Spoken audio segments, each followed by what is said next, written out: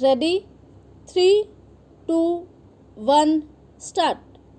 Madam Deputy Chairman, I rise to participate in this discussion not with a view to ventilate particular grievances or to secure concessions and relief in the taxation measures. I am one of those who believe that there is no justification for additional taxation unless the conditions laid down by the Taxation Inquiry Commission are compiled with. It was a commission presided over by no less a person than Dr. John Mathai, one of our illustrious finance ministers, and it laid down that there was no justification for any additional taxation unless we complied with 2 or 3 conditions. One condition was that whatever tax was realized was being properly spent, that there was no wastage or superfluous expenditure being incurred. The Commission had pointed out that out of every rupee that was being raised by the government, 60 paisa were being spent on administration and about 20 paise were being spent on social services including education etc. and the balance for other things. Another was that whatever tax was being imposed should be realized before we brought out measures for fresh taxation. They also had suggested that there was sufficient room for economy in all the ministries and departments, and effective steps should be taken forthwith to enforce the maximum possible economy in government expenditure. Now, we have before us this audit report for 1961-62, which was presented to the Lok Sabha on the 6th June and which came to my hands last night, and I have not been able to study it.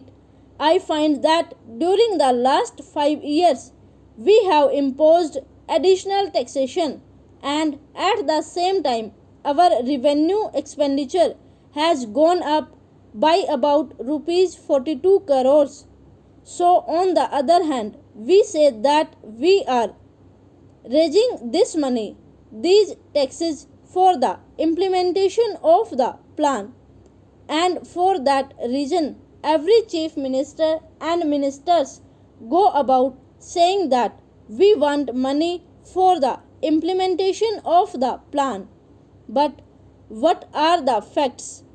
We find that the money that has been raised is being used for administrative purposes. So it is not correct to say that. On the other hand, it is not proper because you must know that no plan, however well balanced and well thought out it may be, can be implemented in a democratic setup unless you can enthuse the people. We have been depending either on foreign aid or on indirect taxation or deficit financing, and more than once I have pointed out that these measures will not help to enthuse the people, and unless the people are enthused we will not have any successful results so far as planning is concerned. Now it is necessary, it is time that we should take stock of the situation, for we have had 14 years of freedom and 12 years of democratic rule and of planned economy. What are the results? I am not one of those who minimize our achievements. We have had some achievements which are remarkable, of which we can be proud. We have had three general elections and we can be proud of all this. But it is equally true that the expectations of the people remain mostly unfulfilled. They remain unrealized. What are the expectations of the people? They wanted an adequate supply of drinking water. They wanted a little more wholesome food in their stomachs, a little more cloth on their bodies, a stronger roof over their heads, freedom from the clutches of the corrupt officials and the grabbing intermediaries, and speedier justice. But what have we done? Have we been able to satisfy those expectations? I can say no. Even in the third 5-year plan, we find that all the villages have not been provided with adequate supply of drinking water. And as for food, only the other day the finance minister himself admitted in the other house that there was adulteration of foodstuffs all round. Not only that, a former health minister admitted in this house that it was difficult to get any article of food unadulterated. Then what is the use of talking about pure food articles and of other health facilities when the people are getting articles which are as good as poison? They are injurious to health.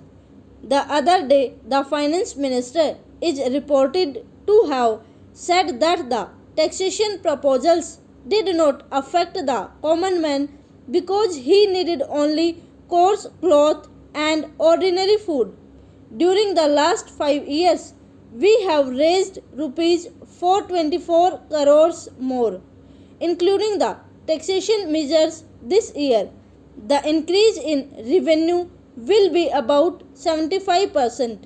Since 1956, we have raised additional taxation to the tune of 75%, and during the 5 years preceding this year the revenue expenditure has gone up by 85%.